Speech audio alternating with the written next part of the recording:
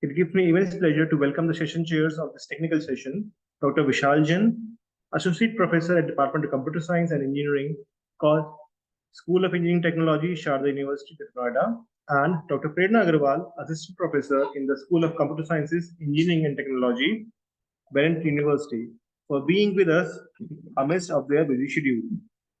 Thank you for accepting our invitation. Thank you, sir. Now, before getting into the session, I am privileged to introduce the session chairs to the scholarship crew. So first we have Dr. Vishal Jain. Dr. Vishal Jain is presently working as an assistant professor at Department of Computer Science and Engineering, School of Engineering Technology, Sharda University, Noida. He has more than 15 years of experience in the academics. He obtained PhD, CSE, MTech CSE, MBA HR, MCA, MCT, and CCNA. He has authored more than 100 research papers in reputed conferences and journals, including Web of Science and Scopus. He has authored and edited more than 45 books with various reputed publishers, including Elsevier, Springer, Apple Academic Press, CRC, Taylor and Francis Group, Scrivener, Wiley, Emerald, Nova Science, and IGI Global. His research areas include information retrieval, semantic web, ontology engineering, data mining, ad hoc networks, and sensor networks. He received a Young Active Member Award for the year 2012-13 from the Computer Society of India, Best Faculty Award for the year 2017, and Best Researcher Award for the year 2019 from BVI CAM New Delhi. Heartily welcome to you, sir. Thank you, sir. It is my pleasure to have you. Dr. Prerna Agarwal is presently associated with Bennett University, India, as an assistant professor in the School of Computer Sciences, Engineering and Technology. She completed her BTech from RIT Roper and MTech from Calcutta College of Engineering Technology in the year 2012. She has completed her doctoral of philosophy from BIT Mesra in 2022 in the domain of cloud computing security. Her research interest was cryptography, security, AI, and IoT. She has a total teaching experience of more than 12 years as assistant professor in the Department of Computer Sciences at various affiliated colleges and universities. Hearty welcome to you, ma'am. Dr. Prerna is experiencing some technical difficulties, so we will just wait for 2 more minutes. And if I have the permission of Dr. Vishal Jain, then we may start the session. Sir, we can start the session, sir. Okay, sir. So first of all, I have some instructions for the presenters. Okay. So dear presenters, kindly note down the following instruction if possible. The presentation time for you is 8 minutes and the QA session will be of 2 minutes. The presentation will be evaluated for 10 points, which is split into multiple parts. 4 points for the technical contribution, 2 points for the methodology, 2 points for the discussion on results and analysis, and 2 points for the presentation. Participants are requested to stick to the timings. We wish every presenter good luck. Now I would like to call upon paper ID 3 with title Application of G' and G expansion method on conformable time fractional generalized Burger-Fisher equation. I will now stop the screen sharing and request the author of paper ID 3 with the title Application of G' expansion method on conformable time fraction generalized Burger-Fisher equation to start the presentation. Good morning. My name is Bhatushan. Is my screen visible? Yes, sir. Your screen is visible. Okay, sir. Thank you, sir. My name is Bhatushan.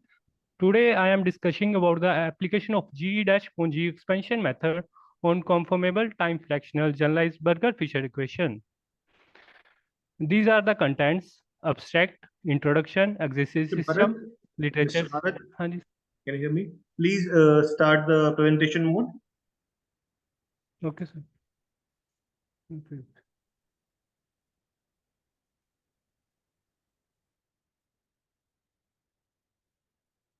Is it okay? Yes, sir. This is okay. First of all, I like to thank MIT University for giving me opportunity to discuss my paper on application of G dash upon G expansion method on conformable time fractional generalized Berger-Fisher equation. These are the content of my paper: abstract, introduction, existing system, literature survey, proposed architecture, result and discussion, future enhancement, and references. First of all, I like to discuss abstract. As we all know, time fractional generalized Berger-Fisher equation is a fractional partial differential equation that combines feature of the well-known Berger equation and Fisher equation by implementing the G dash upon G expansion method. Exact solution for time fractional generalized Berger-Fisher equation have been derived. Among the discovered solution are Soliton solution, which are highly significant in nonlinear wave phenomena and are characterized by localized waveforms that keep their shape while propagating. Overall, this study showcases how effective, partial, and accurate is the G dash upon G expansion method in solving time fractional generalized Berger-Fisher equation. As the field of calculus is very old, Mr. Bharat, sorry to interrupt you, Yes, but sir. I am not able to see your video.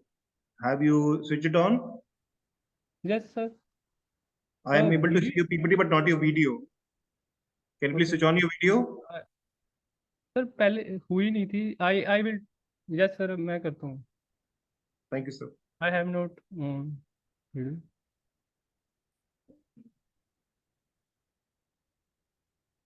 Sir, I am unable to connect video. Okay, Sorry, sir, but I. Sir, it's okay. Please proceed with the presentation. Okay, sir. Sir, I have tried first also, but I am unable to. It's okay, sir. Please proceed. The field of calculus is nearly old as a calculus. In 1693, Leibniz introduced fractional calculus. Since then, investigation of fractional phenomena have been taken place in a variety of scientific and engineering disciplines. For example, the mathematical models Liber HAY are given in 1, 2. These are the reference model. In addition, the existence of singular solution for each of these model is investigated using the Picard-Landau and fixed point theory method.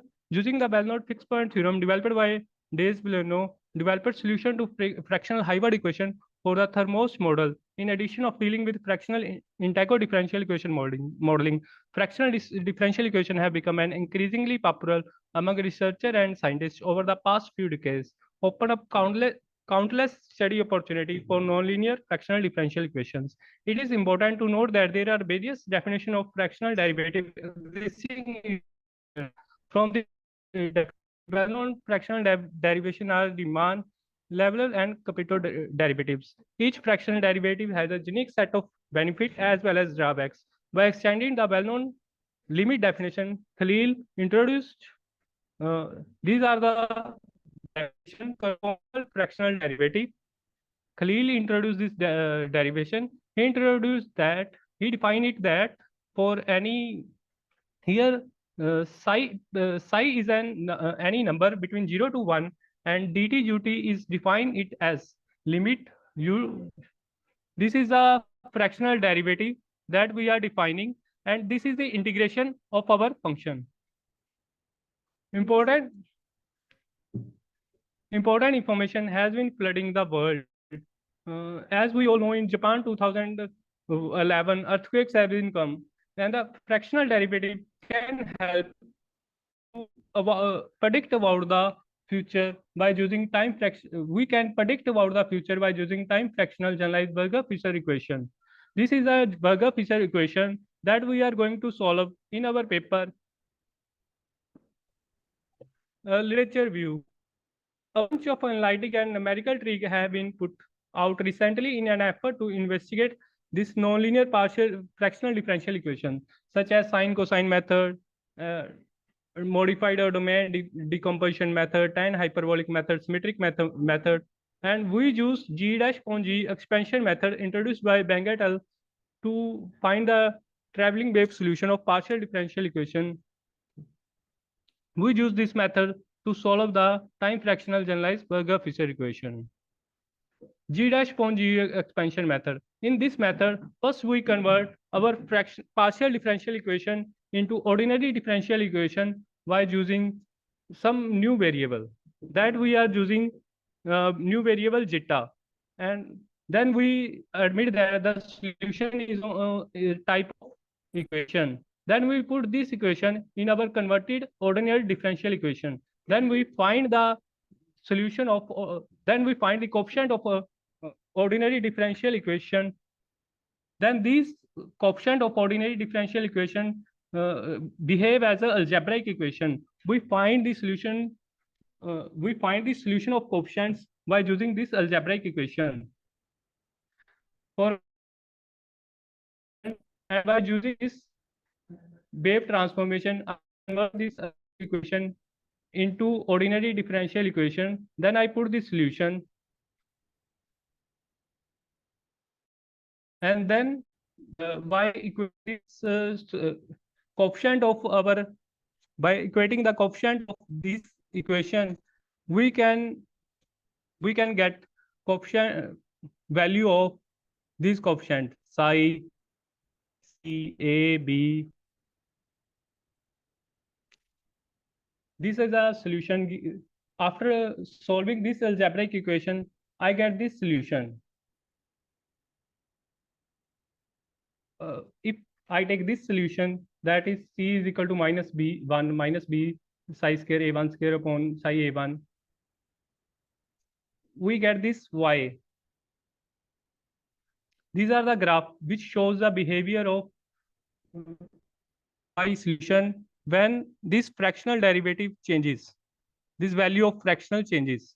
This psi changes. Here are the graph 0.5, then this curve, and we can see that we can easily see that this can converging on 0.1. And psi is equal to 1. This whole fractional derivative converges there. Here the future that we can also solve this equation. In future, we will try to solve this equation on more than one dimension. We have solved now in one plus one dimension. In future, we will plus one dimension, 3 plus 1, and n plus 1 dimension. Here are the references. Thank you. Any question, please? Thank you, Mr. Bharat. Thank you, sir. I would now request the session chairs to share their views.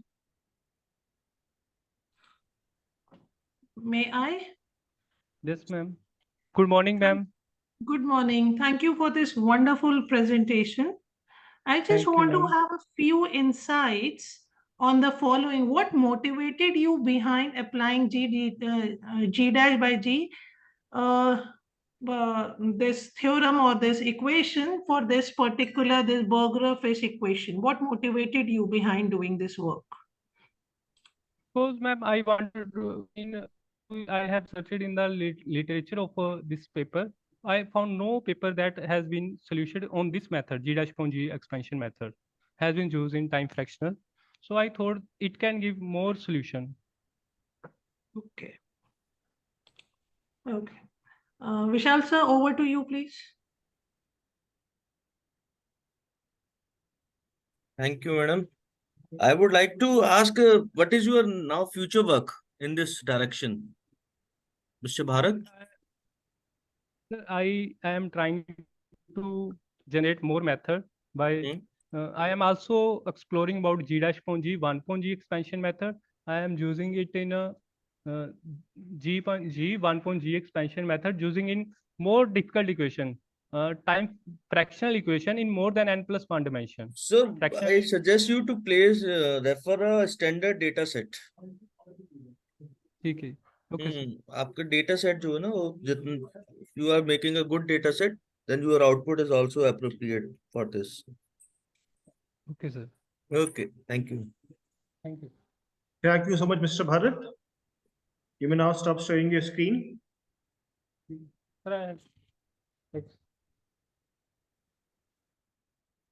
All right.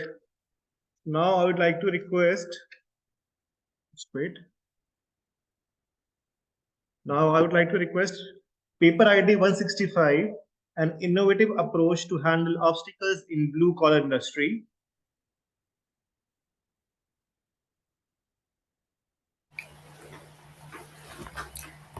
Hello. Good afternoon, Ms. Kriti. Good afternoon, sir. I would request you to please share your screen. Yes, sir.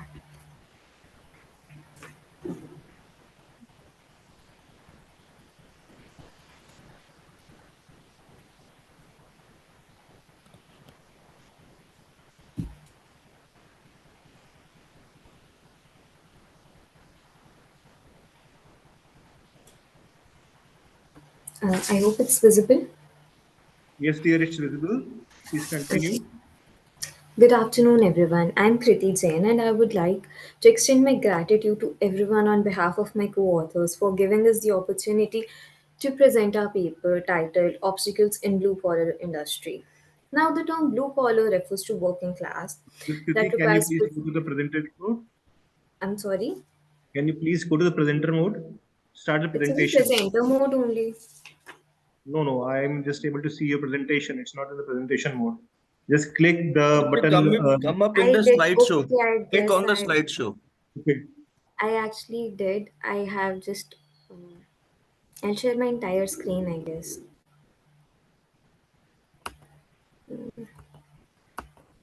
Now it should be better. Is it better now? Yeah, it's better. Thank you so much. Okay, You may start now. okay. So now, the term blue collar refers to the working class that requires physical exertion and manual labor. Now, as to why they are called blue collars, because the work blue collars do is unskilled or skilled with low wages and often involves dirt, hence implying dirty garments. Hence the term blue collars. We organize that this sector is growing in population majorly due to lack of access to education, and we notice that this sector is highly unorganized. India has the second largest white collar user base on LinkedIn with about 42 million users, but there are an estimated 300 million blue collar workers in India. After surveying several research papers and reading through the existing solutions, we identified the major gaps in existing solutions, which were job security and physical safety, language and differences, because majorly these population are usually immigrant to other regional places. Again, population increase due to lack of education, which in turn increases the demand supply indifference. Next, the sexual bias, because women blue collar workers are often mistreated in the sector, technical illiteracy, and unfriendly UI. There are endless opportunities for blue collar workers. All they need is a little guidance. So we decided to move forward with an aim of their upliftment. Now, we will look at some existing solutions. Thank you, Kriti. So our research was basically divided into two parts, researching the existing platforms and the existing research on blue-collar workers.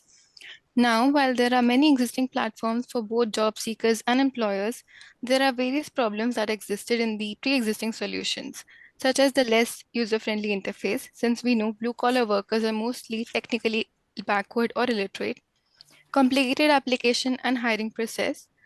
Also, the job seekers from the rural areas, they needed a platform in their native or regional languages, while the existing ones were mostly in English or Hindi. Lack of equal opportunities for pink-collar workers or women. Now, coming to the research, there were multiple existing surveys and research for regions outside of India, but there were few local or regional ones. And most of the pre-existing surveys or the data and documentation were old and rather obsolete, and they did not target the NCT of Delhi and its nearby regions, which is where we reside. Therefore, we realized that there was a need for a survey that targeted the blue-collar workers in Delhi and its neighboring areas. We collected primary data to validate the set of problems that were faced by this section of workers that were then identified through our research. Some of those problems, such as the lack of awareness these people have about their laws and their rights, partial discrimination that's reported by the pink collar industry, and the lack of proper training for jobs. Next slide, please. Now, let's talk about the literature survey that we conducted for our research. Through this survey, we identified the target obstacles faced by the blue-collar industry. First being the stress amongst the blue-collar workers. They face the inability to learn new technical skills or adopt to technological advancements. They often face a lack of job safety as during any sort of economic recession, people from this industry are the first to lose their jobs. Lack of adequate training, as blue-collar industry primarily focuses on manual labor, there is a lack of adequate training. Therefore, the people who are new to this industry often face issues. Correlation between job satisfaction and performance. Now, job satisfaction is directly correlated to job stress. Higher the stress, lower the satisfaction. Lower the satisfaction, lower is the performance. Next obstacle we identified were of pink collar workers or the women in this industry. Previous slide, please, Kriti. Yeah. So the pink collar workers are often subjected to differential treatment, which includes assignment of women to menial duties or the lesser demanding jobs, lesser training opportunities, differential treatment by their male supervisors or male civil people in this industry, disparity in the pay scale between men and female workers. Another obvious factor was the physical strength disparity between men and women, which disqualified women from physically demanding jobs. And as we know, most of these jobs are blue-collared ones are physically demanding. Next slide, please. Another obstacle we noticed was the lack of research in blue-collar workspaces. The cause for this was the noise, dirt, grime, and discomfort which is associated with these professions and their work sites, which kind of discouraged research to be carried out in these areas, specifically in the last few years. Also, there was difficulty in gaining access to these people, building trust, and developing a common language between these participants and the researchers. The language barrier arose because most of these people, especially in India, are migrant workers. Therefore, they are all multilingual. And most of these researches, like we previously discussed, are carried out in either Hindi or English. Informal workspace learning is the last issue or obstacle we identified. The jobs are mainly centered around manufacturing, which are highly repetitive, low complexity manual tasks. A lot of the knowledge needed by these workers is primarily experience-based. Therefore, there's a lack of inadequate training for these people. Now, let's move on to Paridhi. I'll be moving towards the proposed architecture for blue-collared workers. Through our research and the data collected, we built a job seeker platform with an aim to solve the problem in the jobs industry. This platform provides multiple features such as cohort-based courses for technically more aware students who can teach these blue-collared workers and upskill them, a special section for women to break the bias and make them self-reliant, multilingual support and voice search to bridge the language barrier, self-reliable with complete transparency jobs in a fixed pay scale and the duration committed in the start of the job. We have financial wellness programs as well to improve the awareness about various schemes and the laws by the government. Going into the technicalities, this is a React-based portal with the backend in Firebase. We have a phone number authentication as well so that no fake user can enter through our system. A job seeker landing on our portal can register as a seeker, view all the jobs that are listed, apply for the suitable jobs, interview, and get hired by the employer. Even for the employers, we have the section to register their organization, list out their application, post the openings, and view the candidates, interview them, and hire potential employees for their organization. We can show you a demo of our proposed architecture at the end of the presentation. Okay.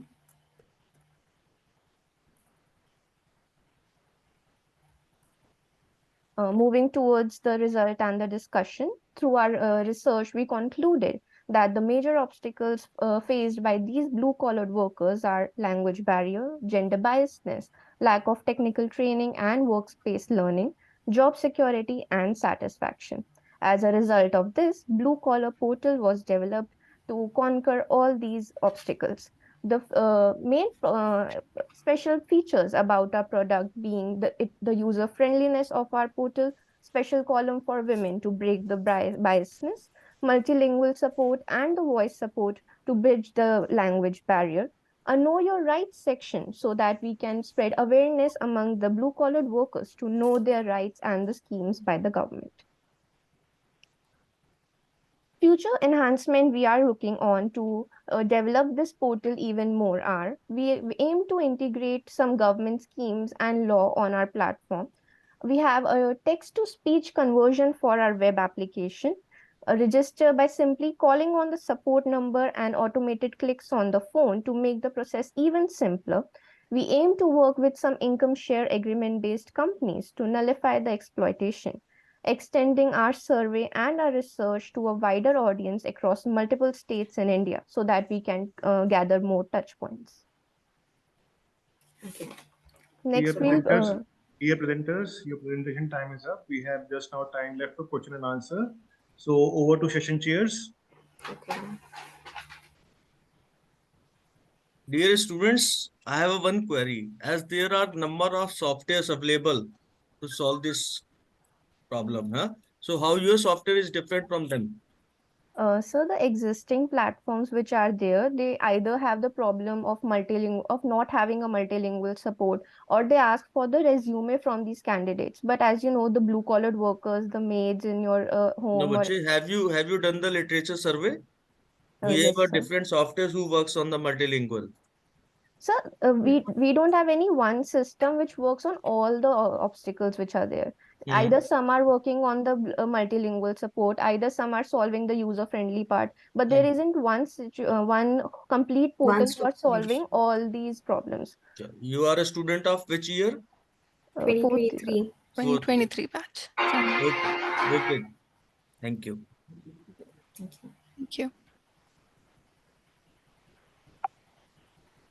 Dr. Prerna, any questions?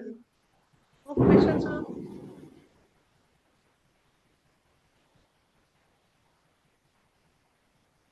Hello, Dr. Prerna? No question. Okay. Thank you so much, dear students. You can now stop sharing your screen. Okay. Thank you. Thank you. Thanks, everyone. Next, I would like to call paper ID 25 with paper title Detecting Seizures from EEG Data, the Potential of Deep Learning Techniques.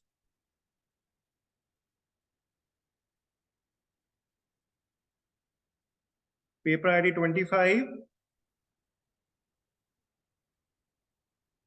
Please share your screen and switch on your video.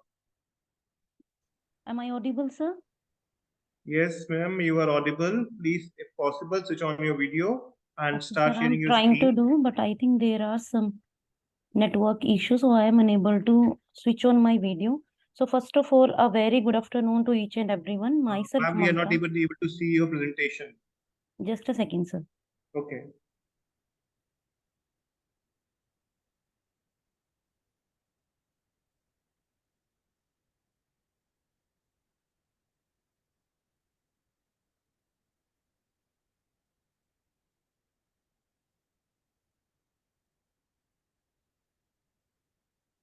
My screen present to all of you. Yes, ma'am, your screen is visible. Please start the slideshow. Sure, sir. Thank you. So first of all, a very good afternoon to each and everyone.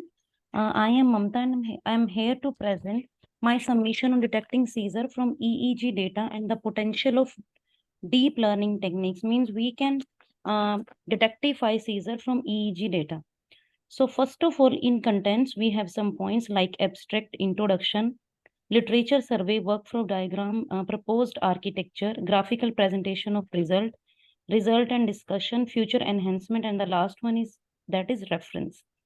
So what is identifying seizure? First of all, I want to state that identifying seizure is a very challenging and crucial task because for detecting seizure is a brain activity and that is very dynamic nature. So EEG can provide valuable information about brain activity and can be used to identify elliptic seizure. There are some key methods by which we can identifying seizures. Like in contrast, deep learning technique, including CNN, RNN, excels in handling complex data. CNN is very effective to extract spatial features from EEG data, highlighting patterns of varying.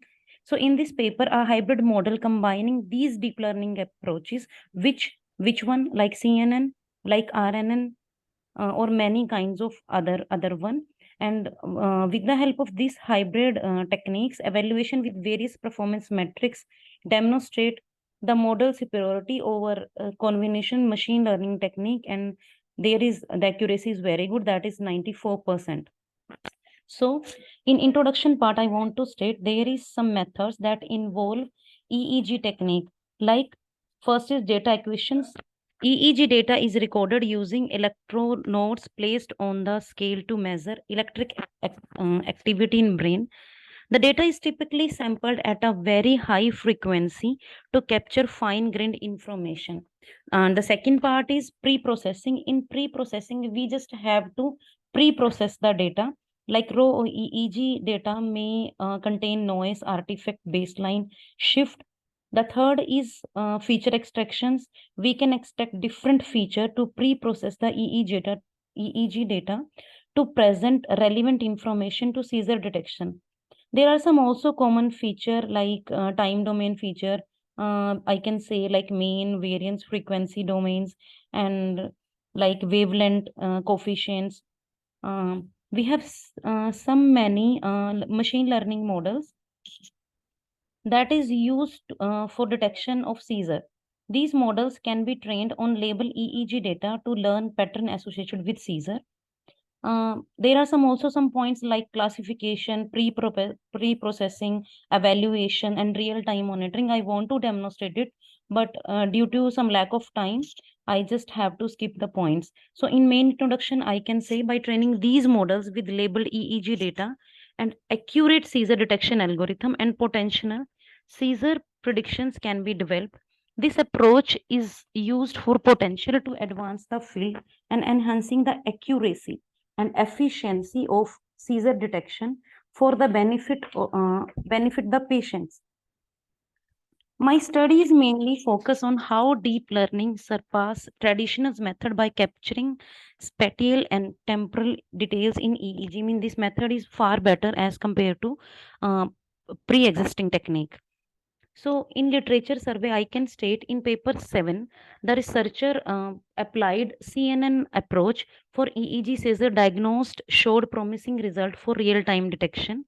In paper 8, researcher introduced a new method, that seizure net combining CNN with LSTM, and that is used for improved seizure detection EEG recording. In paper 9, definitely there is a method that is traditional machine technique and fuzzy based methodology. They achieve a high accuracy and sensitivity with KNN and FRNN algorithms. In paper 10, researcher proposed a method LCADC that is based on seizure detection and that reduced the power usage and computational load, validated the Bone and Hose-Khan datasets. In paper 11, accuracy is approximately 85, 86.4, 83.78, and F1 score is of 86.04. That is about an automation seizure detection system that is designed in 5 steps for achieving the following accuracy. So in my next slide, I can show you my workflow diagram. That is, first of all, I just focus on what is the basic problem, means we have to identify the seizure. Okay. And what is it? Next, then we collect data from after defining the problem, pre-process the data, data partition, data learning model selection, means we have to just select the proper models for reduce our problem or to solve our problem. Then we trained model. After that, evaluation of model result and analysis are there. We have to interpret our data. We just do comparison about existing model, and in last I have done just discussion and conclusion part. So in my proposed architecture in this hybrid technique, we just analyze the weight and bias. We train each and every layer, apply convolutional and pooling operation, and there are some fine tune models also. We flatten the output and apply LSTM layer. In fine tuning entire model, we can state that return train to model if there is any problem, or use output layer as a final layer. We can develop back propagation method, compute loss, or if we have any update in parameters, then definitely we just goes back to output layer as our final layer. So there are some result using with the graphical, just a second. There are some result using graphical representation, the proposed models, CNN, RNN, or transform methods. With this graphical representation, I can show you my precision, sensitivity, specificity, F1 score, and accuracy. So in result, with the help of this hybrid approach, deep learning strategy outperform baseline machine learning model for seizure detection. Means result is so good. We introduce an hybrid architecture, evaluate various neural networks architecture for accuracy. Outperformance is very good. That is for CNN, it is 89%, and for RNN, 91%. That is hybrid model. So we combine these two model. Improved sensitivity and F1 score for seizure pattern detection. There are some future enhancement also, like verify efficiency through research on larger and diverse data set. Means we can also outperform some other method, but with large data set. Enhanced model robustness and generalized with data with different demographics and condition. If we have some other demographic conditions or some other conditions, then our data or models can be robust, or it should be, it can be generalized. And there are some much areas for improvement, like interpretability, transfer learning, multimodal data integration, and real-time system development. We can validate the approach on larger data set for future enhancement and potential to create. We are now potential to create more precise and trustworthy model for seizure detection system. Here are some references of this submission. You can say it. Thank you, sir. Any query? Thank you so much, ma'am. Now Thank I'd you. like to request the session chair for their observation. No query. Yes. Dr. Prerna. Okay, I have just one single question. What was your data size? What was your data set size? It was like small, medium, or something? No, ma'am, it is a, yes, ma'am. Ma'am, actually, it is a medium data set. But Okay. for future discussion, we can, if we enhance our data set, so we can accuracy, definitely it must be different. So is there any like transfer learning technique that can be efficiently applied for detecting seizures when our data size is of limited in size? Can we do that? Ma'am, I just, I research about CNN and RNN. Means in my technique, I applied CNN or RNN technique, ma'am. Okay. What will be your future work? Which you will be doing in this particular paper? Ma'am, actually, ma'am, sorry, ma'am. Yes, please go ahead. Can you please repeat your question? I'm saying, what will be your future direction towards this work? Yes, ma'am. I want to improve the accuracy, but with the help of larger data set. You can say on this slide. That is, so ma'am, if we want to implement, as you said, transfer learning or multimodal data technique, that should be implemented in future. So I just want to apply transfer learning technique in this area. Okay, so can we apply transfer learning technique onto a smaller data set? Ma'am, maybe, but that is not applicable on my research. Okay, fine. Thank you. Thank you so much. Okay, ma'am. Thank you so much. Sure, sir. Mamta? Okay. Please stop sharing your screen. Sure, sir. I'm I doing. would like to call paper ID 32, Cloud Security Challenges and Strategies for Ensuring Data Protection. Good afternoon, sir. Am I audible? Yes, you are audible.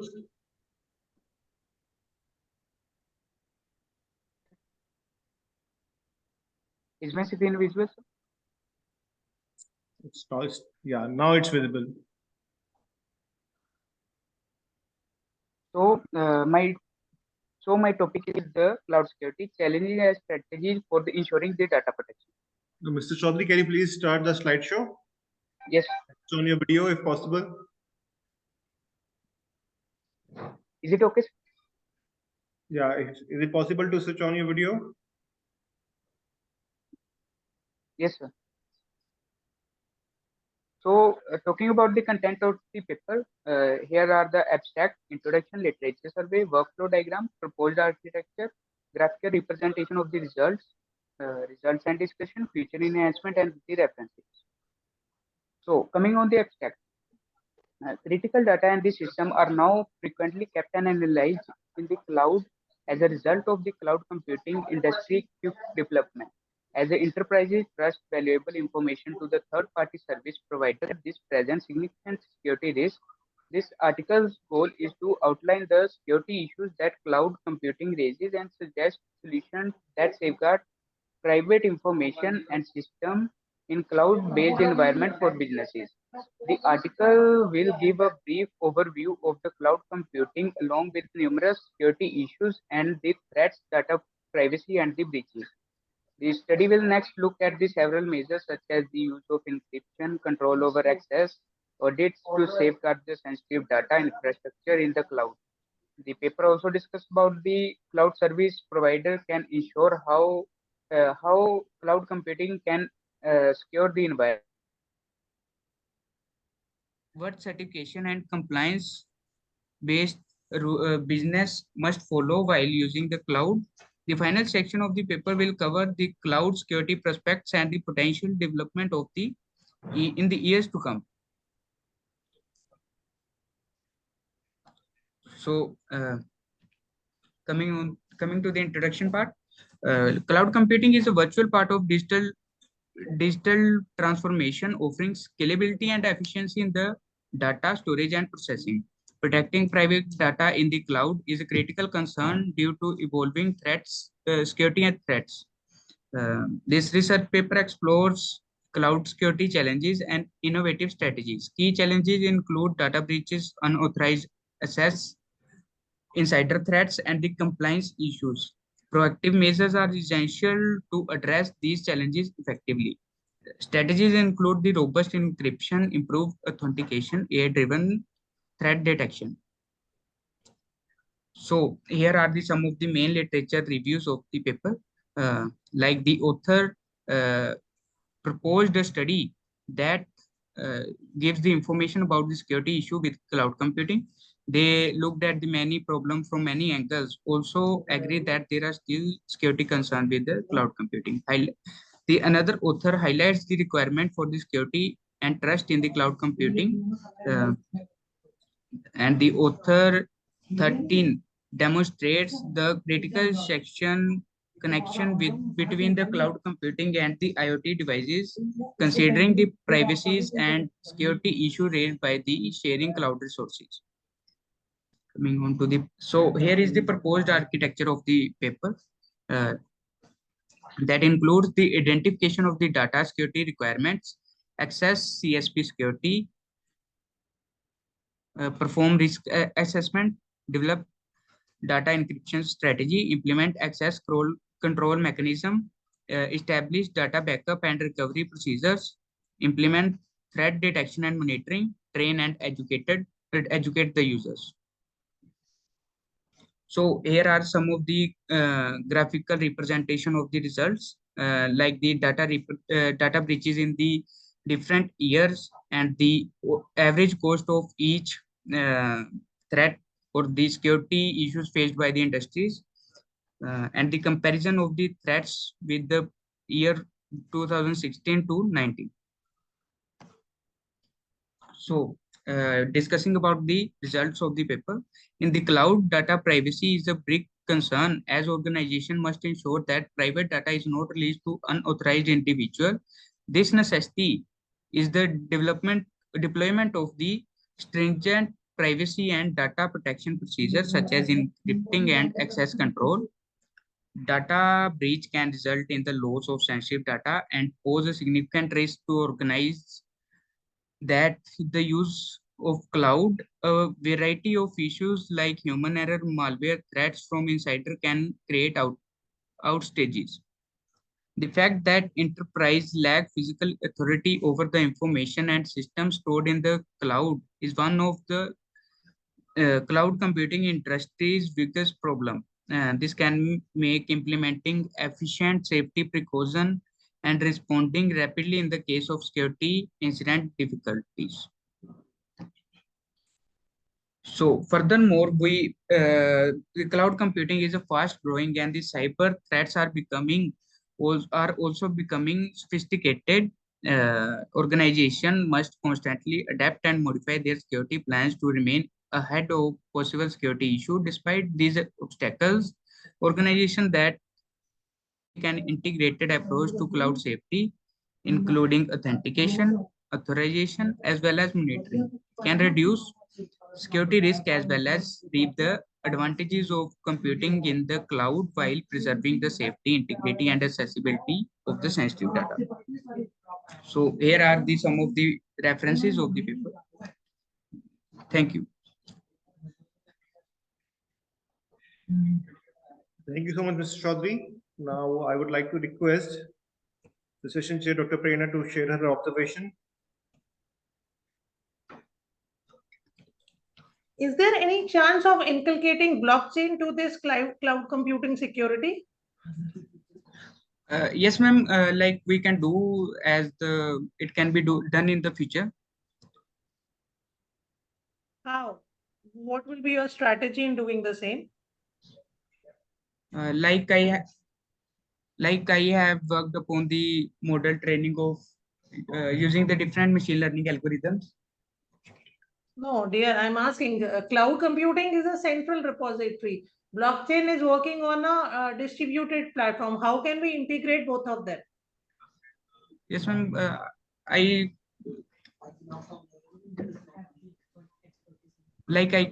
don't have expertise in this. So, what will be your future direction in the same work? Like the accuracy and the can be improved. Like the threat can be detected early using the better machine learning algorithms. Do you still think security is a major issue or not? Yes. As the advancement in the technology, so the security is also the major issue. How much percent? 80%. Okay, thank you so much. Thank you. Thank you so much, Dr. Prerna. Thank you so much, Mr. Chaudhary. You can now stop sharing your screen.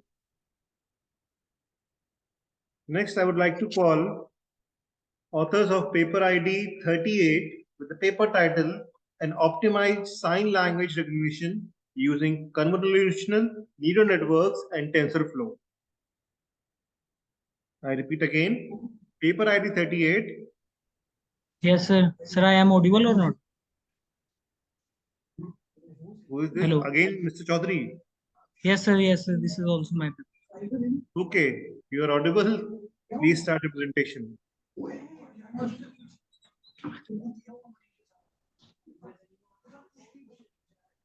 Let me reset the timer.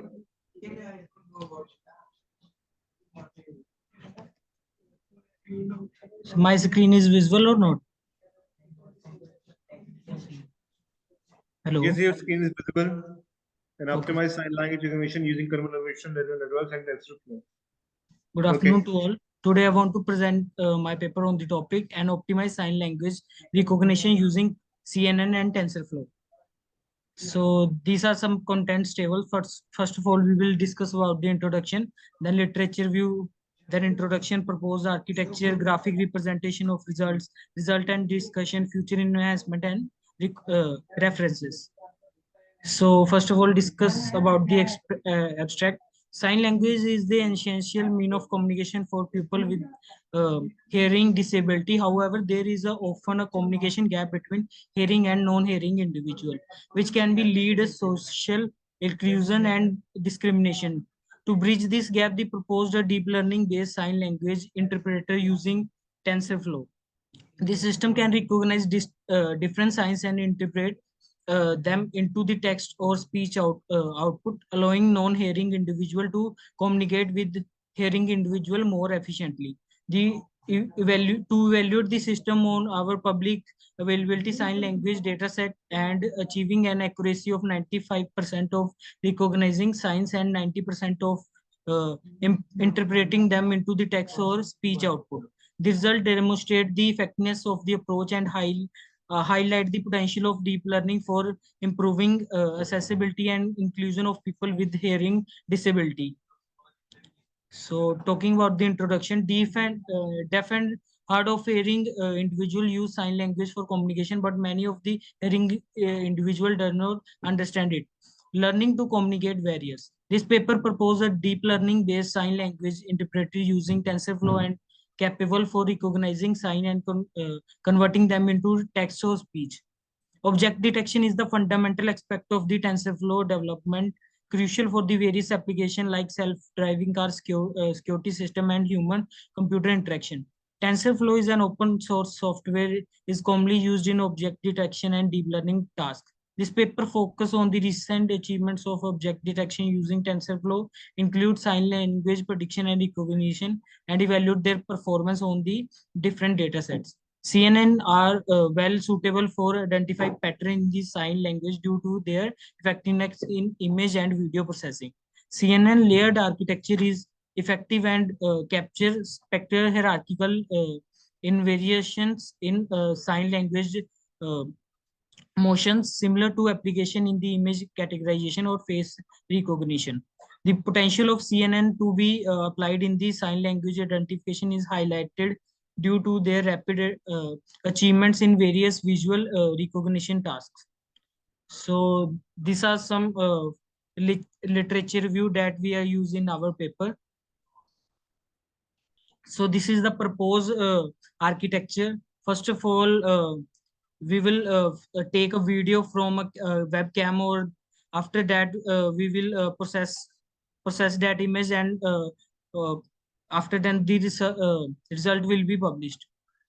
So these are the graphical representations of our result. The first picture show the learning rate per step. The second picture show the scalar graphic of the learning rate. Third picture shows the prediction box, and fourth picture show the average precision for the future steps. So the results show the sign language interpreter using TensorFlow achieves an accuracy of 95% for the recognition signs and 90% for interrupting then into the text or speech output.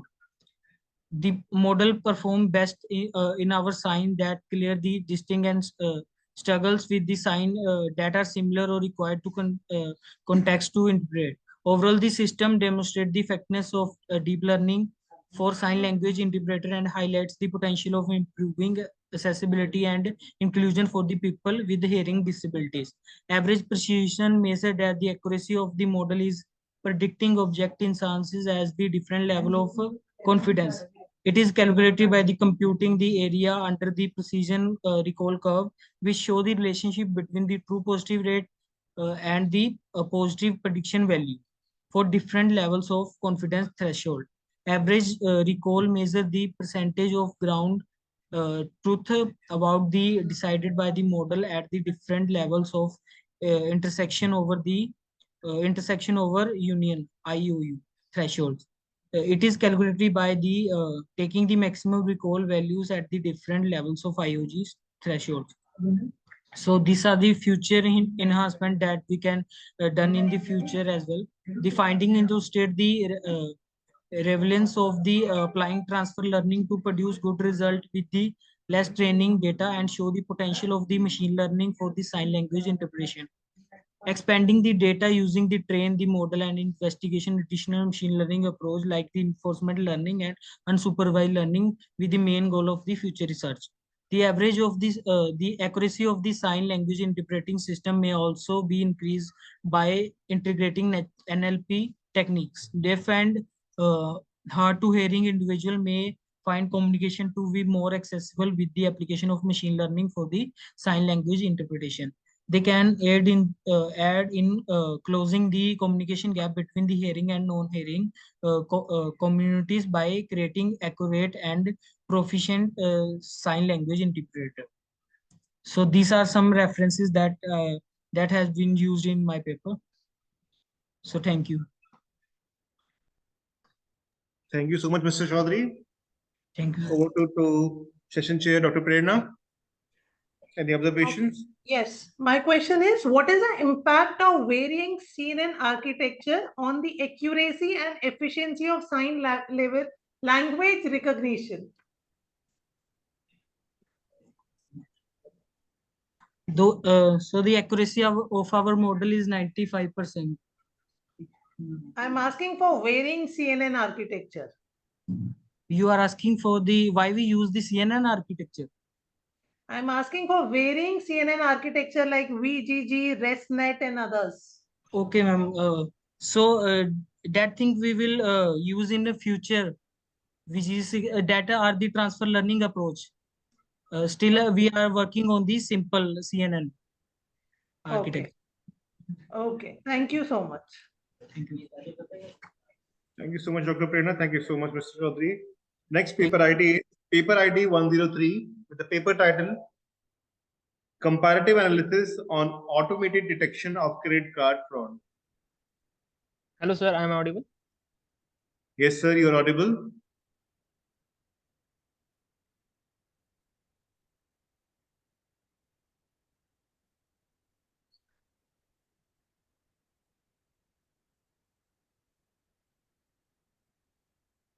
Your screen is visible, yeah. So, good Please afternoon, continue. sir. Good afternoon to all. So, my paper title is Comparative Analysis on Automated Detection of Credit Card Fraud. So, here are the content: abstract, introduction, existing system, literature survey, proposed architecture, result and discussion, future enhancement, and references. So, as we all know that credit card fraud detection is presently the most frequently occurring problem in the present world. This is due to the rise in both online transaction and e-commerce platform. The number of the online transaction using credit card is increasing day by day because of the facilities provided by the credit card. Credit card fraud generally happens when the card was stolen for any of the unauthorized purposes, or even when the fraudster uses the credit card information for his use. In the present world, we are facing a lot of credit card problems. To detect the fraudulent activities, the credit card fraud detection system was introduced. The project aimed to focus mainly on the machine learning algorithms like KNN, random forest, and AdaBoost. So now introduction. So credit cards are now the most preferred way for customer to transact either offline or online. There are a number of reasons due to which customers are slowly shifting from debit card transaction to the credit card, especially in developing countries like India. There are the various types of fraud like plastic fraud, identity fraud, first party fraud, card not present fraud, mail and telephone order fraud. In the plastic fraud, the fraudster stole the personal information of the credit card holder and use it for their transaction. And in the identity fraud, the person apply for the credit card on the identity of the another person because of its civil score is better. And in the first party fraud, suppose one person is buy some product on the EMI, but he didn't pay the EMI on his time. So this type of fraud is called first party fraud. Now moving towards the existing system. The existing system, the credit card fraudulent detection system is done manually. The current system is time consuming and it is very costly because it involves a lot of paperwork. To manually handle the system was very difficult task, but nowadays computerization made easy to work. The following are the reason why the current system should be computerized. So first reason is to increase the efficiency with reduced cost. And the second is to reduce the burden of paperwork and to save time management before recording details to every member. And the fourth is to generate required reports easily. Now moving toward the literature survey. On the literature survey, I have read very many papers, and some of the papers are here. In 2019, SSV Jain and his team had research on various techniques for credit card fraud detection like SVM, artificial neural network, Bayesian network, hidden Markov model, K nearest neighbor, fuzzy logic system, and decision trees. They give better result with one type of dataset and poor result with another type of dataset.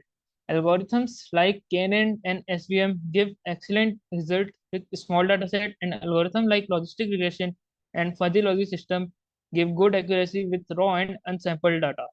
In 2018, Navansu Khere and his team have explained their work on decision tree, random forest, and SVM. In his research, he found that this random forest give the best accuracy to detection of the credit card fraud. In 2019, Hetanek, Prasasti Kanikar has done their research on various algorithms like naive Bayes, logistic regression, and AdaBoost. In their research, they found that the logistic regression and the AdaBoost has the same accuracy, but by considering the time factor, the AdaBoost algorithm works well to detect the credit card fraud. In 2021, Dilip, MR, and Naveen Nath AV and Abhishek M has done their research on algorithms like decision tree and random forest. They found that these algorithms are limited to some extent only. Now moving towards the proposed architecture. This is the architecture that I have proposed, in which the data set I have taken from the Kaggle, and then they have done the pre-processing. Then the splitting of the data set is done in testing and training data. After that, I have applied various algorithms like random forest, AdaBoost, and KNN differently for classifying the fraud or genuine transaction. Now moving towards the result and discussion. After evaluation, I found it that the accuracy of all the algorithms are same, but when we move on the precision, recall, and F1 score, the KNN performs better than all the algorithm.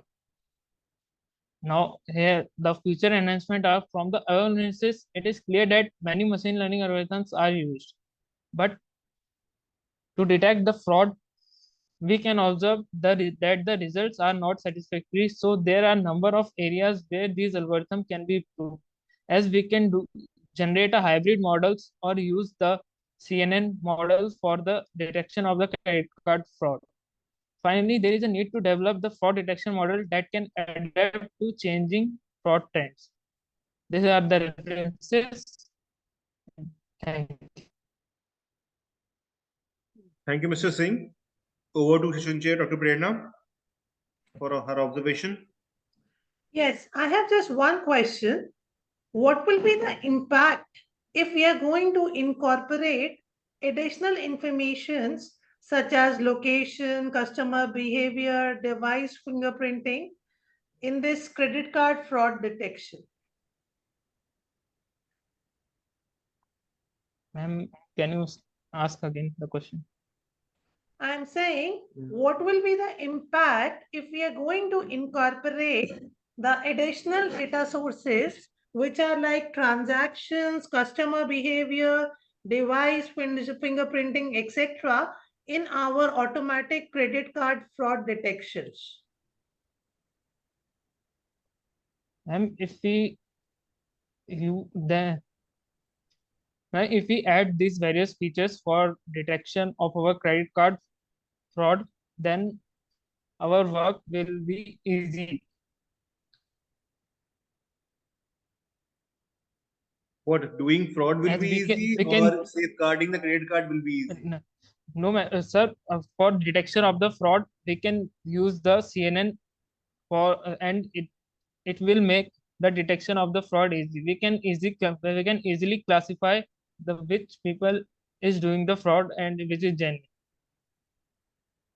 Okay. Can we apply your model to other transactions also, or is it just applicable to credit cards only? Ma'am, this model, and I have used the minimum data set, means the KNN is performing the best because of the data set is limited. But if the data set is unsampled, then the AdaBoost is performing the best.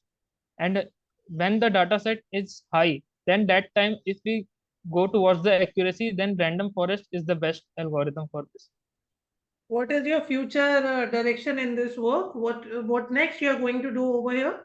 Ma'am, currently I am moving to make a hybrid model by combining the various algorithms, and I am use, trying to use the CNN for this, for detection of the fraud. Thank you. I would suggest you to please incorporate other methods and techniques for the same. Okay, ma'am. Okay, thank you. Thank Thank you, you, ma'am. Mr. Singh. Thank you, sir. You may now stop sharing your screen. Okay, sir. And please do remember to fill the feedback form, right? Because Okay, if you sir. don't fill the feedback form, your certificate might not be generated.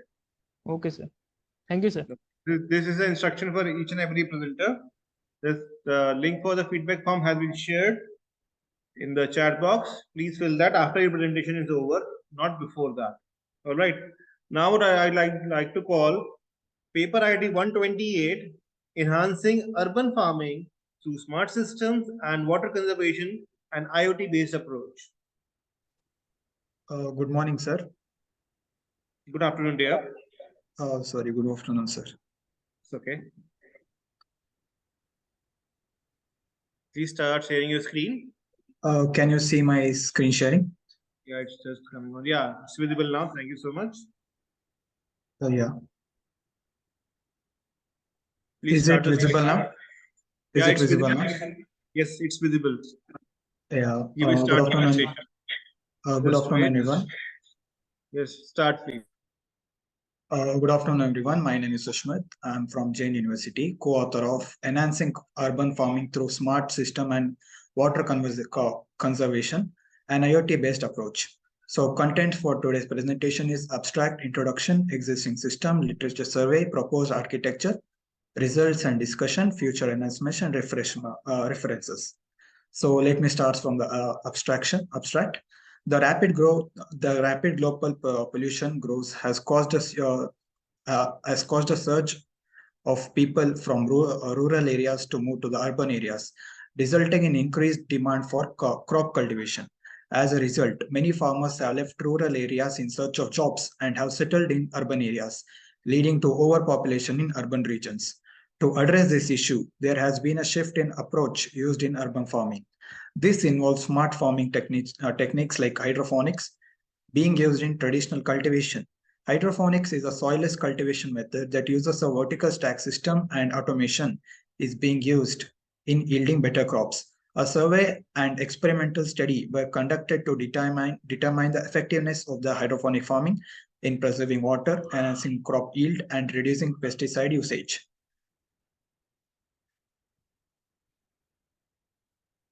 Continuing to the introduction of the presentation, the human existence is highly reliant on the source available in the nature, such as air, food, water, and land.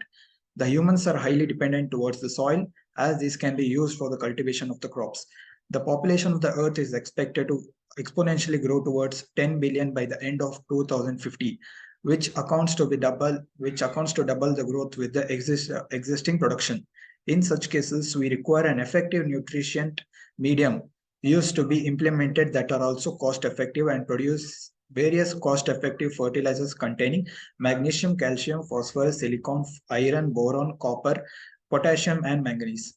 These minerals above are segregated into macronutrients such as phosphorus, calcium, magnesium, zinc, copper, and iron.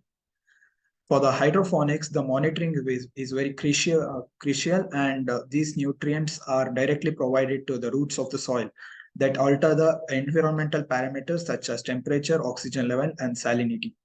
The hydroponic farming is a huge popular around the world, since the farmers can use their land effectively using soilless growing method. The output of the normal growth of the plant in the soil is very lower when compared to the higher production rate of the hydroponic cultivation. Existing system. In the current research work, the roots of the plant are not provided with the adequate amount of water, and the nutrient supply in the plants die easily. If the plants are perished, then there is nothing to yield. Thus, there is a need of continuous checking, which also provides the observers with a clear view of complete system. If the water is found to be polluted with a disease-related bacteria present, then there are chances of getting used up by the plants and thus affecting the plants. Hence, there is a need of usage of fresh water. In this situation, there is a high chances of power issue and can reach up to 0 voltage. To get the high paced output, the observer should place certain things correctly. Coming to the literature survey, Mark Griffiths, the microcontroller that is used for the hydroponic automated system used in the farming discusses more on the sensors that are connected to the microcontroller board. The setup used is as same as of the one of the deep water system culture. Vijendra Sahara, and the third one is Carlos explains about the electronic system being used to provide the nutrients to the plants. Coming to the proposed architecture, the proposed architecture is divided into 3 stages. First is the first stage is the observer has to monitor closely the growth of plants using IoT based alarm system. Second stage, there is a proper need of nutrition done to the plants and also monitoring them. Thirdly, there is a need of usage of another sensor, which is the moisture sensors that is used in the soil, that is used in the irrigation of the plants as per the need. Continuing in the proposed architecture, the proposed system blocks consist of Arduino UNO as the microcontroller. The block diagram of the same is shown in the figure 1. Continuing, the Arduino board, which is used for controlling and monitoring, can be connected to a variety of sensors as shown in the figure 2. The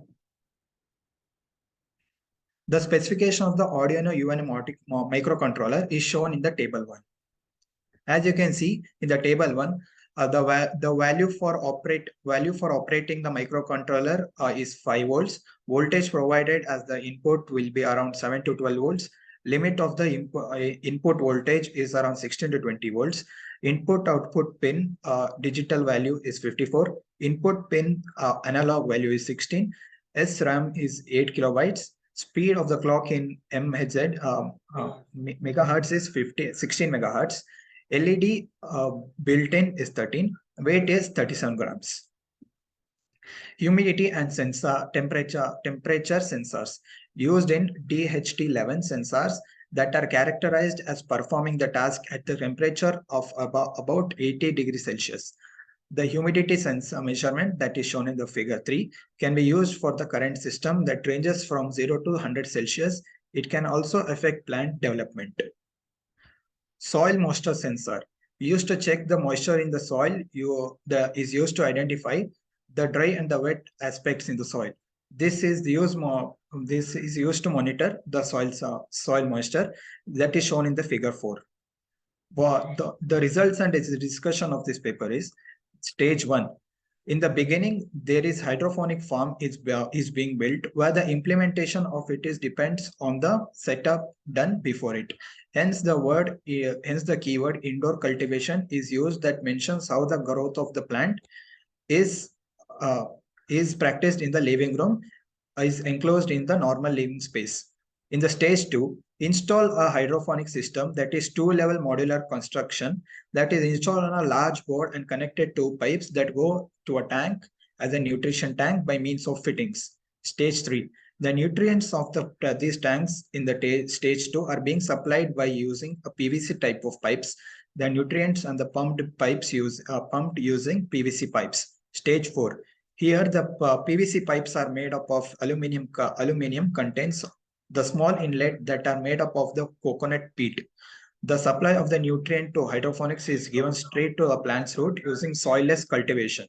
Stage 5, in the setup of MCU ESP8266 are being used to connect the Android phones using Wi-Fi of the mobile and the web pages. The setup consists of ATMEGA 328 MC system, which uses the Wi-Fi that are used to detect the hydroponic system at the farthest location. The figure 6 shows it. As shown in the figure 6, the IoT system is displayed, which uses the hydroponic system. To achieve the above result, a website is created for the user of the system. Each user must first register to the website being created. For registration, they need to give a valid username, email address, phone number, nationality, city, application type, and other information of the free account registration page before clicking the submit button. Once registered, the user can log into the system with a valid username and password. Once logged in successfully, the project name is displayed on the left side of the screen. After that, the press tab that says irrigation control, which has the motor status of either being on or off, and the soil moisture temperature based on dryness or wetness. If the soil moisture is displayed as 70%, then the motor status is said to be off. Else, if it is less than 70%, then it means that adequate water is required for the setup. The motor will be then set on state. The criteria to kept for the ideal growth of the plant in hydroponic environment is mentioned in table 2. That is pH value. The ideal reading is 6.5. Stable condition is 6. Temperature, ideal reading is 28. Stable condition is 25. Humidity aspect, ideal reading is 55 to 65%. Stable condition is 60%. As mentioned in the table 2, the ideal pH value is 6.5. The ideal, yes, sir. Your time is almost over. Can you please conclude? Yes, sir. Sure. Okay. Coming to the future enhancement, a new kind of farming called hydroponics is often a soilless cultivation that allows the crops to be grown without the use of soil and utilized to increase agricultural output. The entire farming and cultivation process is managed and seen using the website and application. The only way of soilless agriculture plant cultivation that traces both cost and productivity is hydroponic farming. Future improvements in hydroponic farmings will result in the lower implementation cost and greater output compared to the alternative farming methods that rely on soil-based growing, which will result in lower agriculture output. Our regulators, diodes, and other electronic components could be used more effectively as a result. Thank you. These are the references used in the presentation. Thank you so much, Dr. Sushmit. Now I would like to ask the session chair, Dr. Prerna, to share her observation. Very nicely presented, Sushmit. I have just one question. What is the economic implication of implementing IoT-based solutions in urban farming for small scale and large scale? I would like to give it to our main author, Dr. Aditya. I would like to answer to this question. I'm Dr. Aditya. Sir. Yeah, hello. Welcome, sir. Hello, ma'am. Yeah, ma'am. So tell me, what is the question, ma'am? What are the economic implications of implementing IoT-based solution for urban farming for small and large-scale agricultural operations?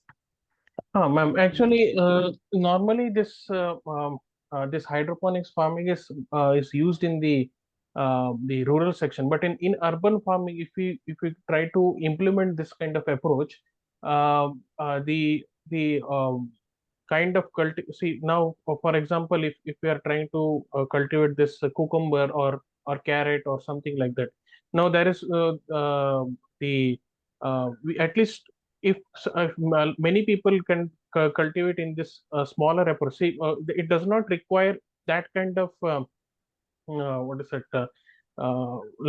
now in an ideal environment, you cannot provide if we are giving them the right nutrients, and also if you're trying to give the what is it proper humidity, proper moisture, if everything is being taken care of in that ideal environment, then we can be able to yield the better crop.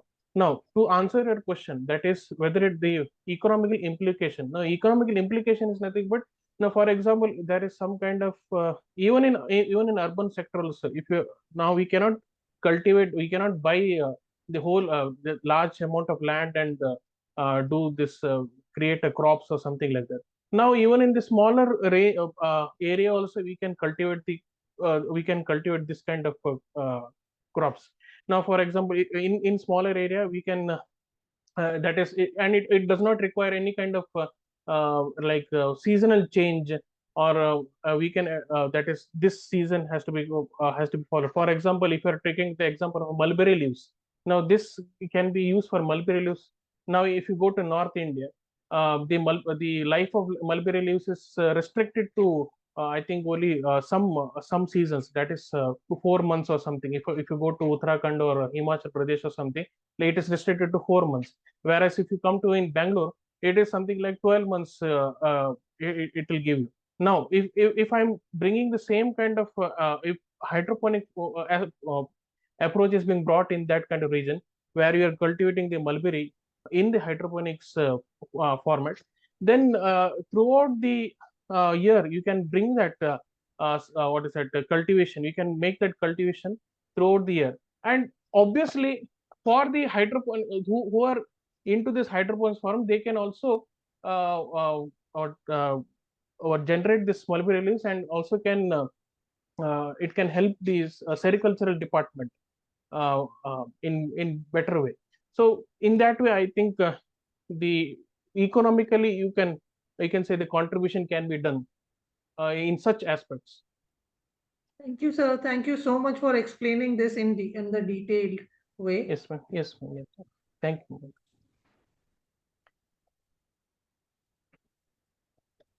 Thank you so much, Dr. Aditya, for a detailed explanation regarding the question or the observation by the session chair.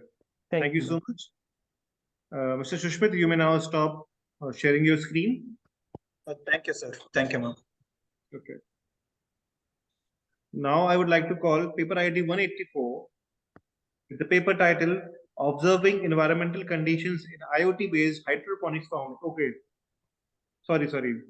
This was you, right?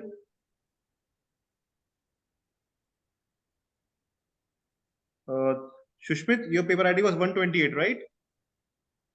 Yes, sir. Okay. Next is paper ID 184.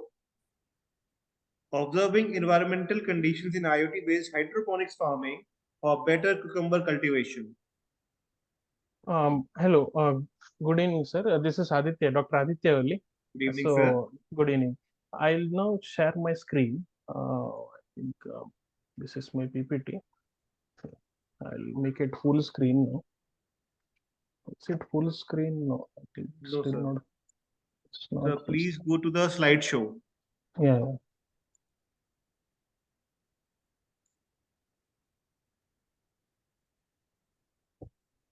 Wait, I cannot see this one. So it's next to Yeah, slideshow. Yeah, slideshow from beginning. from beginning. Yeah. Okay. So I'm Dr. Aditya Pai. So now I'll be presenting the paper that is observing environment conditions in IoT, which is based on the hydroponics farming for better cucumber cultivation. So I am presenting as a postdoctoral researcher, which I'm doing it for LIPS Research, EIU France, and these are my co-authors, Jyoti NT, who is my supervisor, and JV Muruga JN, who is also my postdoctoral research supervisor. So, so this is my initial part of the research which I am carrying out in the terms of hydroponics farming, and these are the contents of the paper. So, starting with I'll brief you the with the abstract, then comes the introduction, existing system, then literature survey, proposed architecture, results, future analysis, and references. So, this is how my presentation is structured. So coming to this abstract, um, the hydroponics farming, or you can say the hydroponic cultivation, is nothing but how it's a method of growing the plants without the soil. So I think the another paper my co-author had explained. So the potential of this approach is to solve the problems inherent in conventional farming, and that has attracted the lot of attention in recent years. The hydroponic agriculture has many advantages, okay, and that is in terms of enhanced water and nutrient efficiency, providing the better crop yields, and also decreasing the decreased use of the pesticides, and also the providing the potential to cultivate plants in location where there is what little water, or you can say a little water available, not little water, that is barren little water, so that we can provide them in the hydroponic form. The land is, if the land is not having the proper suitable the for the cultivation, for such kind of places we can do this cultivation. And it also has the potential to increase the food security, also decreasing the negative environment effects, and also foster the sustainable agriculture. Now, in our paper, so we are actually using the low-cost IoT-based IoT-based control and monitoring system that are tailored specifically for the hydroponic greenhouses.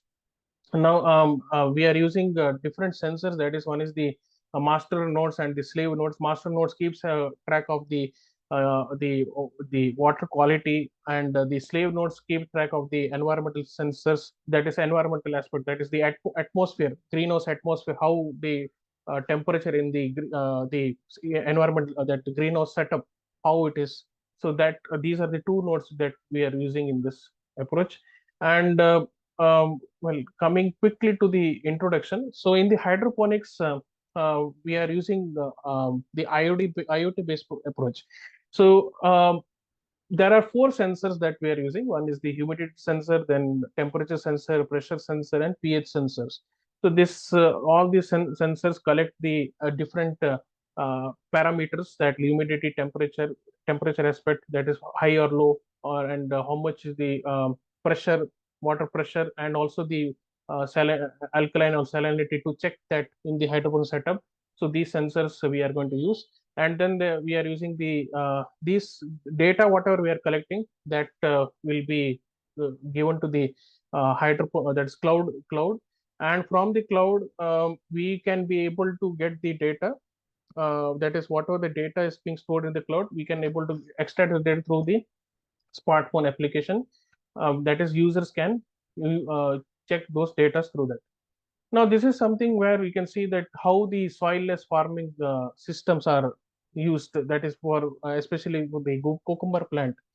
Now, in this, you can see that the as I was telling, the soilless farming, which is like the hydroponic system, are integral component of the greenhouse, where it can adapt to wider range of crops.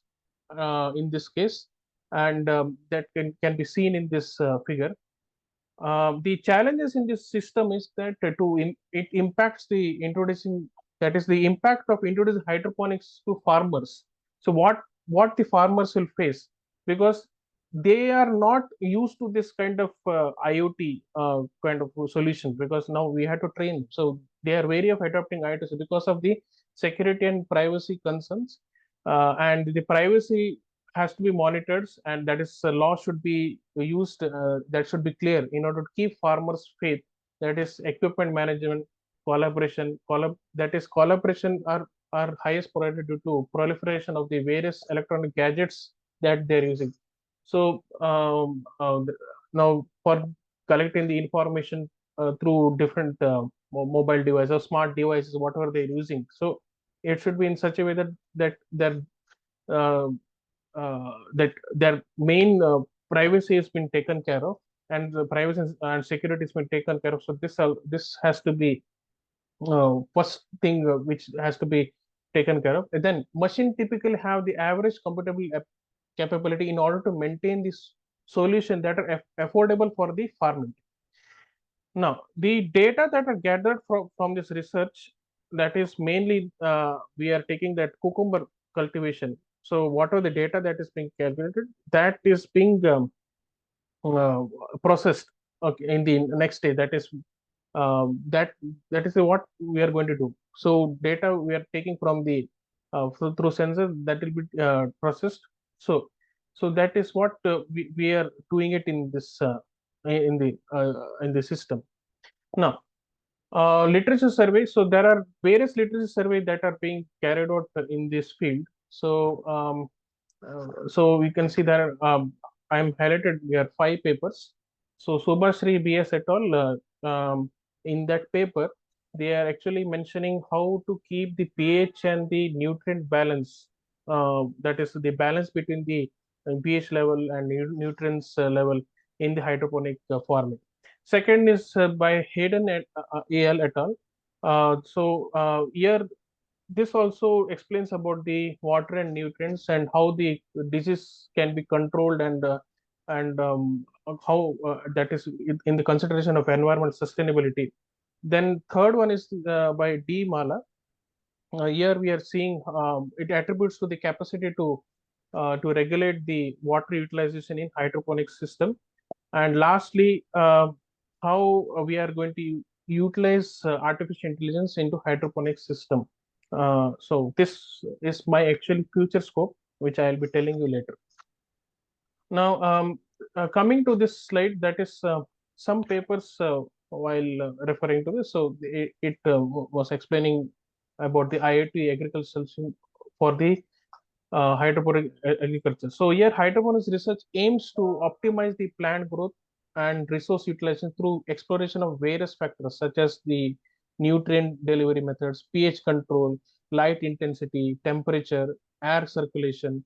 So these factors are critical in ensuring that plants receive the necessary nutrients and environment conditions for optimal growth. Now, by carefully manipulating these factors, research can be identified, that is for optimal conditions that promote maximum plant growth and resource utilization. Now, as you can see in this figure, how the IoT is being used, that's from various sensors we are collecting data and we are saving it in the cloud, and from there we are actually processing data by using big data. So for in big data we can use various techniques. We can use, I think now all these data are all unstructured data. So you can see that those unstructured data are being stored. Dr. Pai, can you hear me? Yes, sir. Yes, sir. Sir, I am really very sorry to disturb you. I was really enjoying it. How are you explaining the hydroponics and how we can use IoT? But Yes, we are sir. a bit short on time. Okay, sir. Okay. Can you please conclude? Yeah, if sir. it's possible? Sure, sir. Sure, sir. Now, okay. Now this is I can say the data set model, which is used for cucumber plant growth. So in different days, the number of leaves per plant, that you can see how there is a gradual increase in the number of that the length of the root has been increased or something like that, or the plant growth has been increased.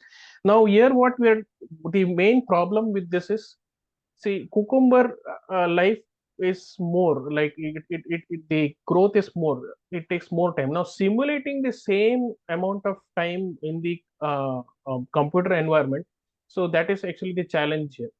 So that is the challenge we faced in this approach. So, the future announcement, I can say that I would like to now conclude here in this that, see, hydroponic production requires less water as compared to the actual traditional approach. And I would add one more thing is that what my future would be, that I will be using more of the AI approach for making better decision making, and also I'll be using since I want both the structure. I'll be dealing with this unstructured data. So this unstructured data also, I want data in such a way that I want batch data and the real-time data. So because of that, I will be using mainly Apache Spark in the cloud. So I would be using that for collecting those numerous data and process those data, and later on I can use the AI approach for doing the better decision making aspect.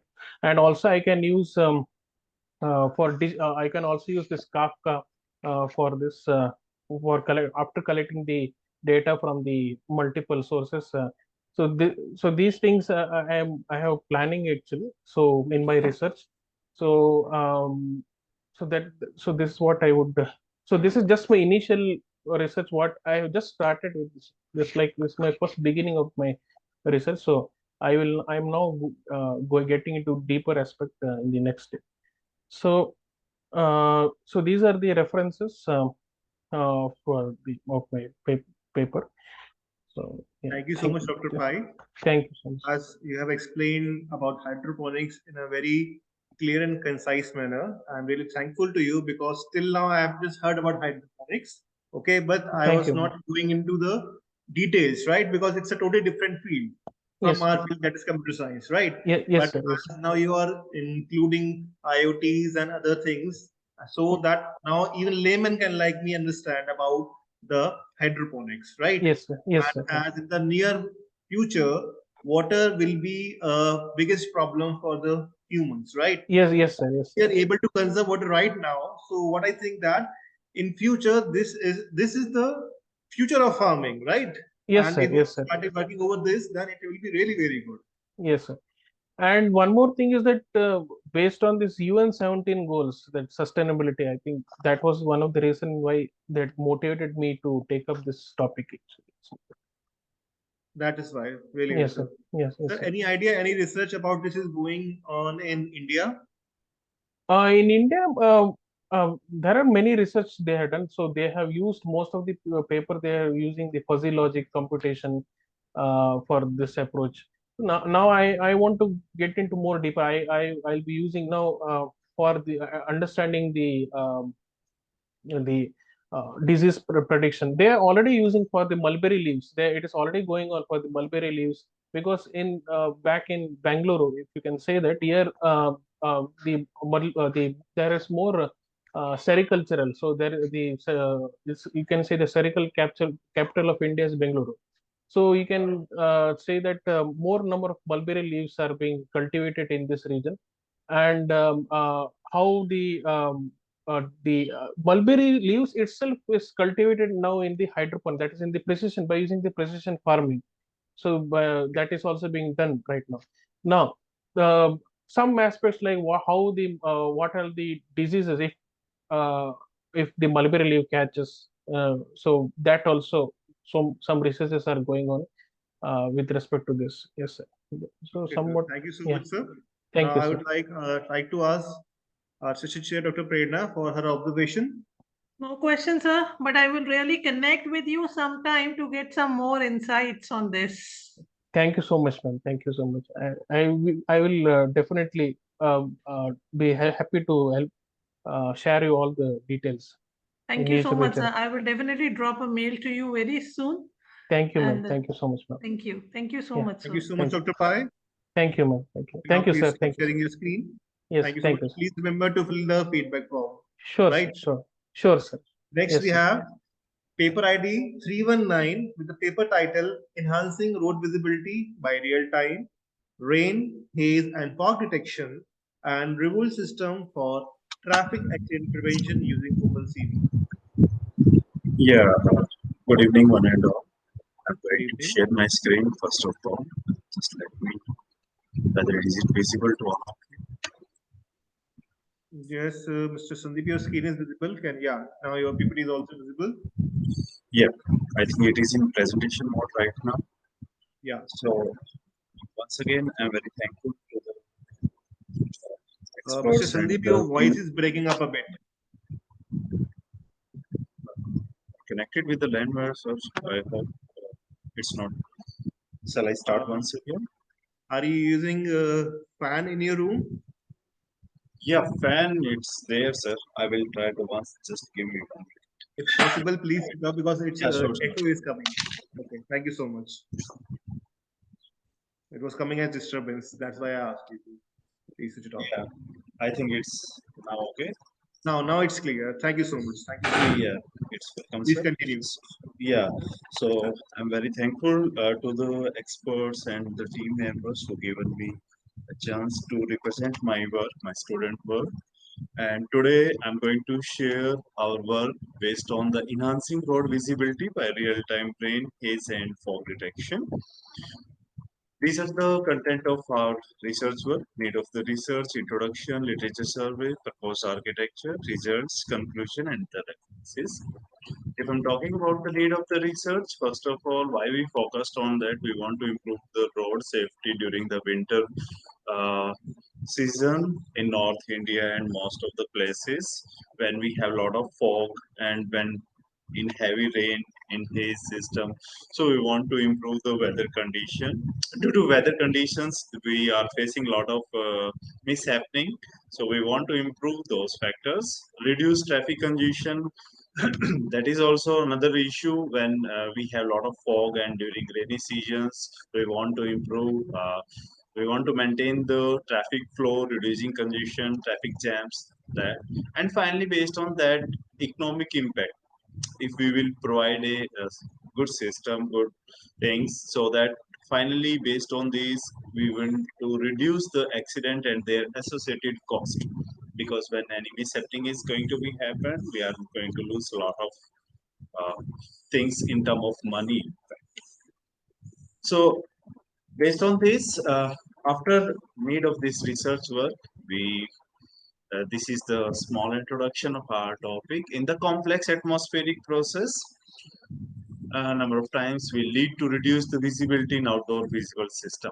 Whatever the factors I discussed in the last slide, the rain, heavy rain, and the fog and the maze.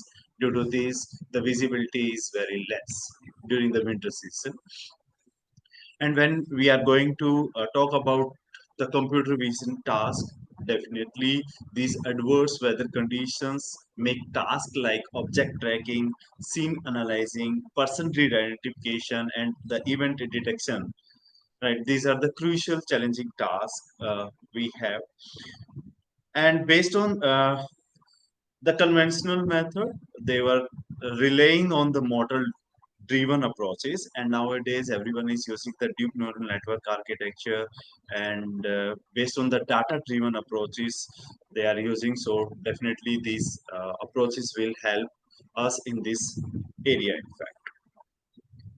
If I'm talking about the literature survey, number of authors they worked on this particular area, and maximum number of authors they use the conventional method and the machine learning methods like convolution neural network, KNN, and the principal component analysis with the support vector machines, and number of techniques they used. And finally, what are the problems we found that the accuracy was somewhere it is not up to the mark, and edge detections also when you are predicting the retrieving the original image, that also we are unable to secure it.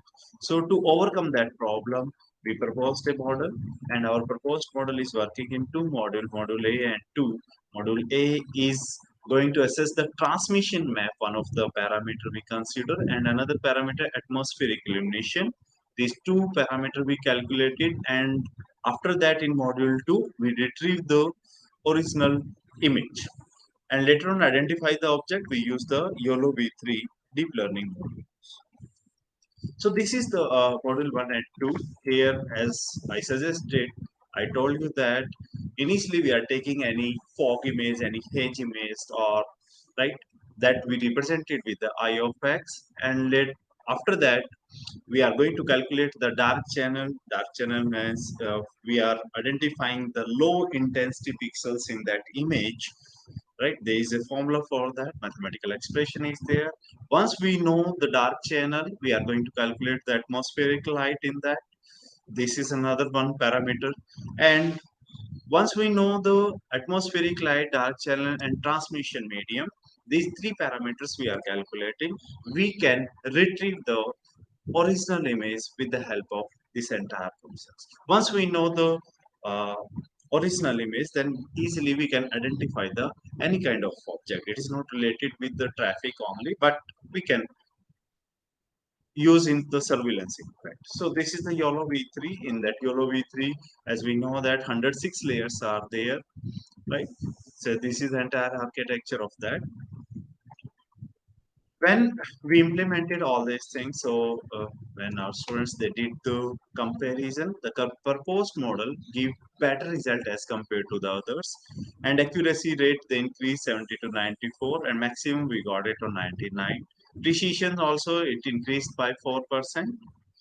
Overall, step by step, the input image, how we calculated the dark channel. Then later on, the another parameter we calculated transmission map. Then we refined it, and finally, how we dehazed the image. So if you will see the input and the dehazed image is bit clear as compared to the input image. When we are talking about the accuracy in the time, our proposed work was giving 98.16 accuracy, and the time factor also it is as less as compared to the other factors. Here, my students they didn't compare with the existing technology at all, so that is our future plan at all, because these are they implemented the Gaussian filter, KNN, SVM, decision tree with the Laplacian mapping filters. All these four methods they implemented, and finally that proposed work, whatever I said, in 2 modules they worked on that, and finally with the YOLO deep learning methods, we got the accuracy of 98.16 and in very less time. In the particular entire module, we used 300 photos that was collected by our students only here. And if I'm talking about in futures, we want to implement the same module on the standard data set, because so far we didn't implement it. We collected, my students they already collected one of the data set, and few more we are trying to collect it. So one is that future plan we are doing, and another few more that edge preserving methods we want to apply on that. So far, they used some variations, median filter, adaptive median filter, and other filters. Like in here also, they used one of the filter guided filter. So like that, they did some variation, and finally the guided filter along with those two models, we got the best results. And these are the few references, whatever we referred related to the removal at all. So, thank you, sir. Thank you so much, Mr. Sandeep. Yes. Over to our session chair, Dr. Prerna, for our observation. No If questions, any. sir. Okay. Thank you so much, Mr. Sandeep. I would just like to know one thing, that in the previous approaches, you mentioned that the precision was, or the accuracy was from 70 to 94%. And with your model, you are able to put it 99% accurately, right? Sir, in few of the images, it's not, I said already told you that we didn't work on the standard data set. What they did, they collected 300 images and they done some augmentation technique. So in few of the images, they got 99 and 94 to 95. So they mentioned maximum accuracy in that. So in future, we want to go with the standard. That's a really, really good improvement. Really. Yeah. Thank you, sir. Thank you so much, sir. You may stop sharing your screen. Yes, sir. Thank you. Okay. Next we have is paper ID 352 with the title Privacy Preserving Data Mining Methods for Sensitive Information.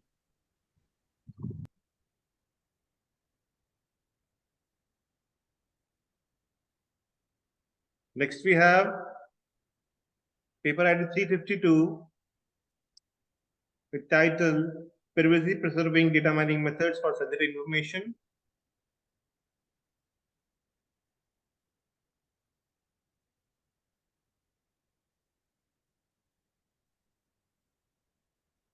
Last call for paper ID 352 with title Privacy Preserving Data Mining Methods for Sensitive Information. All right. Okay, I think that the author I think that she is in the meeting, but she's not able to present, as she said that she might be traveling. So I think that the session will end here. So I would now like to thank you all. Sir, excuse me. Yes, sir, sorry. Sir, actually, I have two papers. Sir, my name is Mamta. Sir, Okay. One is ID 35, and the paper name is Shining a Light on Solar Power Forecasting Machine Learning Technique for Unprecedented Accuracy. Ma'am, what is the paper ID? I don't think that the paper ID is in the same track, right? Sir, ID number 35, sir. 35, ma'am, is not in this track. Okay, sir.